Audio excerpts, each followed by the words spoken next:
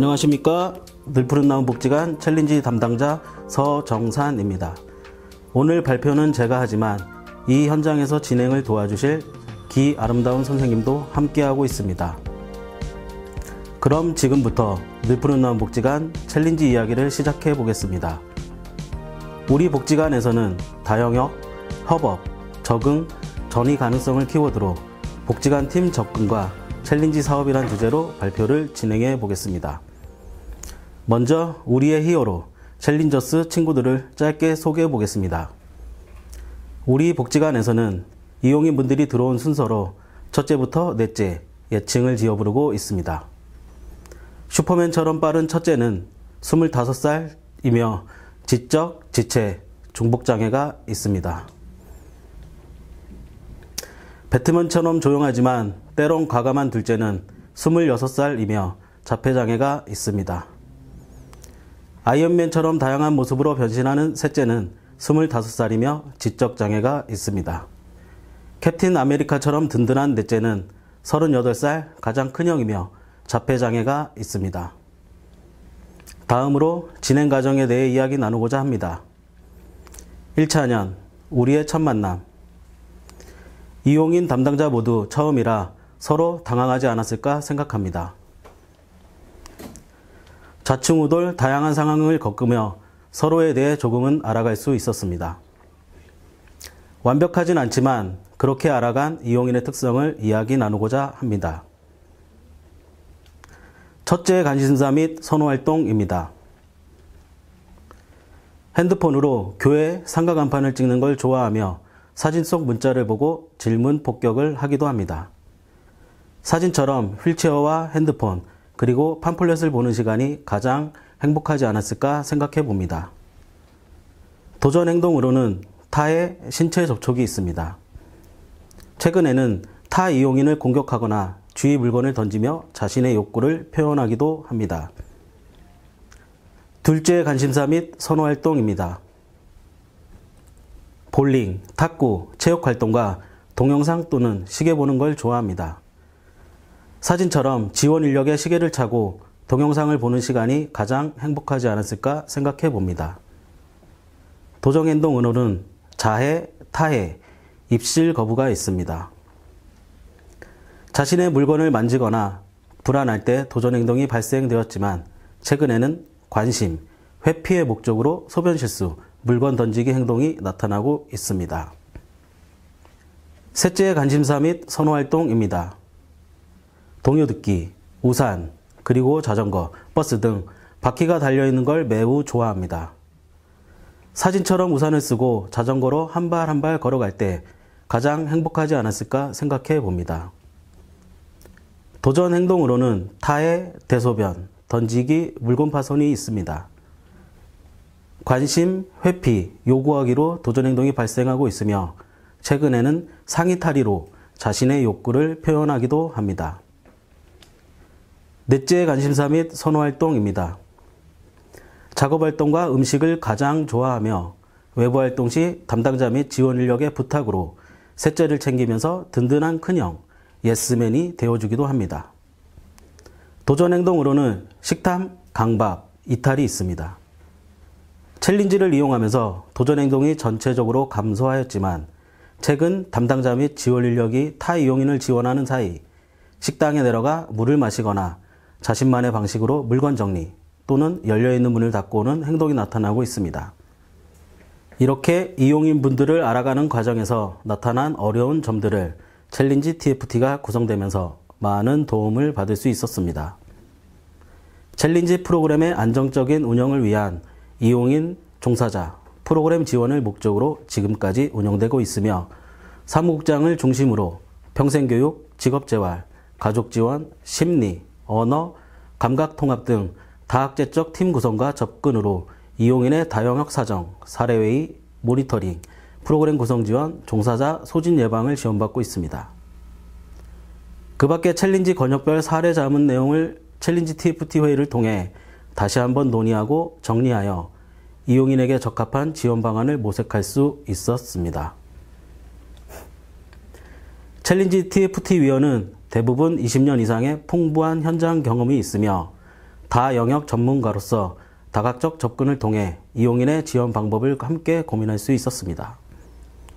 또한 기관 운영 및 팀 간 협업 체계와 관련하여 최종적인 정책 결정자로서 실행 가능한 지원과 협조를 통해 이용인 지원 및 담당자 업무에 많은 도움을 받고 있습니다. 외부 자문위원으로는 과거 이용인의 치료사였던 감각통합 전문가와 특수교육 전문가가 참여하여 이용인의 과거와 현재의 행동을 비교하고 분석할 수 있었습니다. 올해부터는 챌린지 케이스 컨퍼런스를 통해서 각 기관의 다양한 사례와 자문을 통해 다양한 지원 방법을 공유받으면서 많은 도움을 받고 있습니다. 이렇게 복지관 내외 전문적인 자문을 통해 이용인 지원 방법에 대한 부담을 경감시킬 수 있었으며 피드백 내용을 실제 적용하여 도전 행동이 감소하는 변화도 볼 수 있었습니다. 첫째의 경우 대부분 바닥에 눕거나 핸드폰만 고집을 하면서 프로그램 참여를 거부하고 활동 참여를 유도하면 도전 행동이 빈번하게 발생하고 있어 특히 남성에 대한 타해가 강하게 발생하여 자문을 받았습니다. 자문을 토대로 프로그램 참여보다는 이용인의 착석 가능한 시간에 의미를 두고 앉아있는 시간을 조금씩 늘려가도록 지원하였습니다. 또한 남성이 지원할 때 말투에 신경 쓰고 칭찬하기, 지지하기를 통해 관계 개선에 노력하기로 하였습니다. 실제 적용하여 지원한 결과 이용인이 선호하는 질문하기를 통해 의자에 앉아있는 시간이 증가하고 짧은 시간이지만 부분적으로 활동에 참여하는 모습이 나타나기도 하였습니다. 또한 자신의 질문에 부드럽게 표현하는 남성에게 도전 행동이 나타나지 않는 모습을 볼 수 있었습니다. 둘째의 경우 가정에서 사용하는 물건들을 가방에 넣고 집착이 강하여 어디를 가든 가지고 다녔으며 타인이 만질 경우 도전 행동이 발생하여 자문을 받았습니다. 자문을 토대로 에코백을 준비하고 장소에 따라 필요한 물건만 넣고 다니면서 조금씩 집착이 줄어들고 담당자에 대한 신뢰감도 향상되면서 가방을 사물함에 보관하고 빈손으로 이동할 수 있었습니다. 셋째의 경우 활동 초기부터 도전 행동이 빈번하게 나타나고 타 이용인에게 영향을 미쳐 집단 활동에 매우 어려움이 있었습니다. 개별 공간과 1:1 지원으로 라포 형성이 필요하다는 자문을 받고 실제로 공간을 제공받아 환경 개선을 통해 도전 행동 발생 시 대치하는 시간이 줄어들었으며 안정적인 모습으로 전환되는 시간이 짧아져 성과를 보이고 있습니다. 넷째의 경우 작업 활동은 우수하지만 남아있는 물품에 대한 집착으로 도전 행동이 발생하여 자문을 받았습니다. 자문을 토대로 챌린지 공간이 아닌 실제 직업지원팀 작업장에서 참여할 수 있도록 지원하였습니다. 그 결과 전이까지는 적응할 시간이 필요하지만 챌린지실에서 진행할 때보다 집착하는 행동이 줄어들어 성과를 보이고 있습니다. 챌린지 사업을 운영하면서 복지관의 지원과 팀 협업의 중요성을 알 수 있는 시간이었습니다. 이렇게 이용인을 알아가는 과정에서 얻은 자문과 개인별 강점, 좋아하는 활동, 특성을 원페이지 프로필로 만들어 지원 인력 및 봉사자 등 이용인을 처음 만나는 사람에게 각 이용인의 특성과 개별적인 정보를 통해 보다 쉽게 적응하고 지원할 수 있도록 공유하고 있습니다. 복지관의 지원과 다학제적 팀 접근을 통해 나타난 성과로는 챌린지 담당자의 소속감 증대 및 소진 예방이 있습니다. TFT 위원뿐만 아니라 복지관 모든 선생님들의 따뜻한 관심과 배려를 통해 소속감이 증대되었고 선후배 간 지지와 공감대를 형성하여 소진 예방에 큰 힘이 되었습니다. 이용인 특성 파악 및 계획 계획에 대한 실제적 도움을 받을 수 있었습니다. TFT 자문을 통해 이용인의 발달 정도에 적합한 개입 방법, 시각화 자료 활용, 보호자 상담 기술에 대한 실제적 피드백을 받을 수 있었습니다. 또한 신입 실무자로서 도전 행동을 가진 이용인의 특성을 파악하기에는 매우 어려운 일이었습니다. 고경력 내부 전문가로 이루어진 TFT 위원들의 현장 경험을 통한 피드백이 이용인 지원 방법을 계획하고 수정하는 데 많은 도움을 주었습니다. 특히 자문 받은 내용을 토대로 개입 방법에 따라 도전 행동이 감소하는 모습을 볼 수 있었습니다. 실패를 통해서 배운 점도 많이 있었습니다. 초기 상담 자료로 이용인 특성을 파악하기에는 어려움이 많았습니다. 익숙한 과전 환경에서 보여지는 모습과 경험하지 않은 낯선 환경에서 보여지는 모습은 차이가 있었습니다.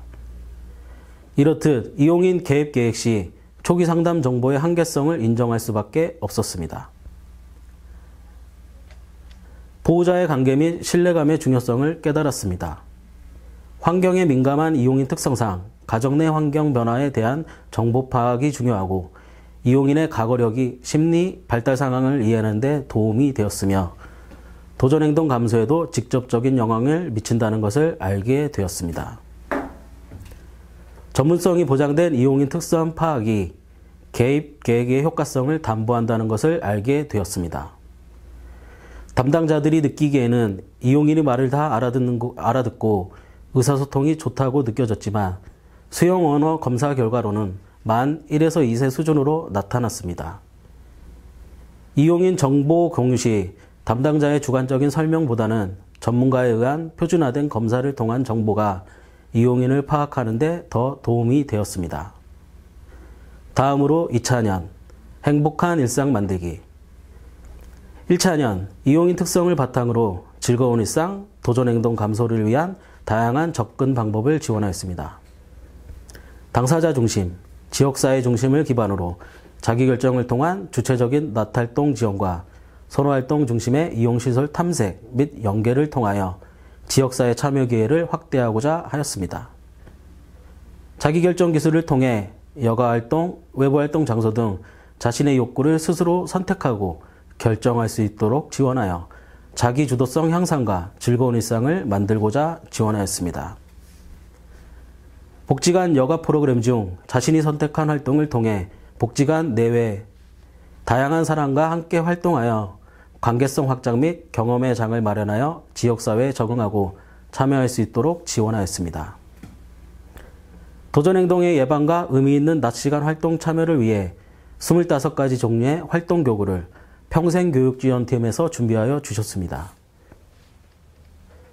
짜여진 맞춤 박스를 구성하며 프로그램 활동으로 지원할 수 있었습니다. 담당자에게는 실무적으로 도움으로 프로그램을 구성할 수 있었으며 이용인 분들에게는 다양한 활동거리와 색분류, 소근육 운동, 기능적 인지 및 기초학습 등 기능 예방 및 기능 향상에 도움이 되었습니다. 이용인을 지원하는 과정에서 나타난 성과로는 개별 특성과 욕구에 부합하는 지원 방법을 통해 이용인의 행복한 일상과 경험을 확장시키면서 만족도가 향상되었습니다. 기관 내 다양한 프로그램의 참여 기회를 제공하여 타 기관으로의 전이 가능성을 예측하고 준비할 수 있었습니다. 당사자 중심의 활동을 지원하는 과정을 통해 이용인과 보호자의 행복 표현이 향상되었습니다. 지원 과정의 실패에서 배운 점은 타 프로그램 및 공용 공간에서 도전행동 발생 시 담당자가 아닌 다른 선생님들의 지원과 개입이 있었지만 이용인 특성을 잘 모르는 상태에서 역효과가 나타난 경우도 있었습니다. 이용인 개별 특성과 지원 방법에 대해 정보 공유가 필요하다는 것을 느꼈습니다. 이용인의 반항어, 타인의 질문에 좋고 싫음을 파악하는 데 어려움이 있었으며 욕구를 충족해주지 못할 때가 많이 있었습니다. 관내 타 프로그램에 참여할 때 갑작스러운 환경 변화를 예측하지 못해 도전행동이 발생하였습니다. 새로운 환경 변화 시 단계적 적응이 필요하며 많은 시간이 필요하다는 것을 배울 수 있었습니다. 다음으로는 3차년, 지역으로 나가기 위한 준비. 사업 초기부터 선호활동 중심의 다양한 활동을 지원하였습니다.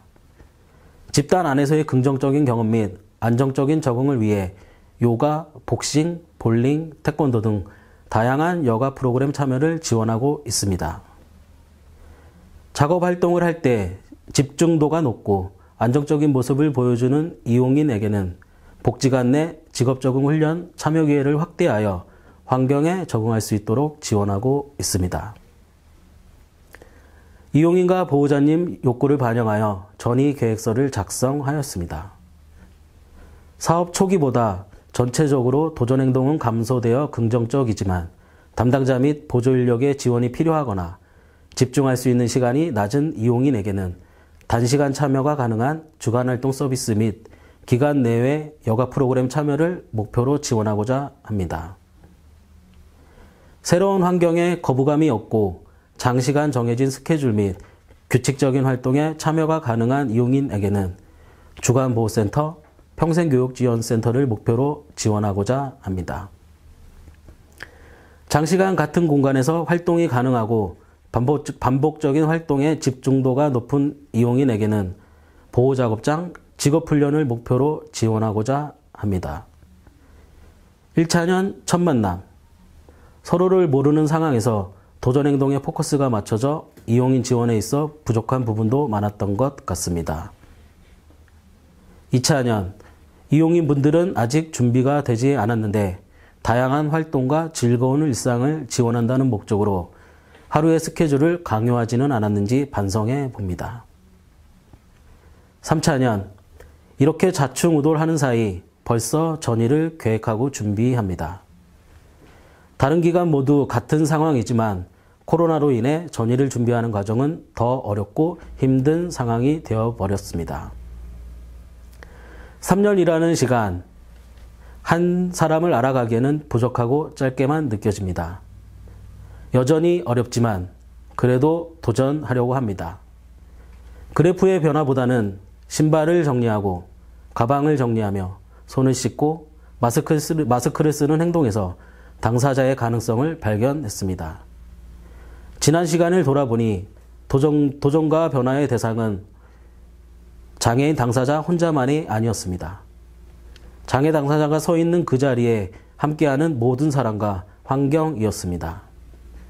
가족, 기관, 지역사회의 배려와 민감성, 구조와 정책의 변화 등 모두가 한 팀이어야 했습니다. 팀끼리는 서로에 대한 이해와 존중, 그리고 작은 변화의 노력과 실천이 필요했습니다. 실천의 결과를 떠나 그 변화의 노력과 의지를 인정해주는 것이 가장 중요했습니다. 당사자, 가족, 담당자, 기관, 지역사회 등 어느 누구의 큰 위대함은 없었지만 소소한 실천과 서로의 격려가 우리를 여기까지 이끌어준 것 같습니다.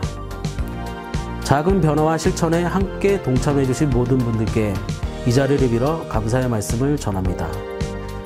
우리의 챌린지 친구들과 모든 선생님들을 응원하며 발표를 마무리하겠습니다. 지금까지 늘 푸른 나무 복지관 챌린지 이야기를 들어주셔서 감사합니다.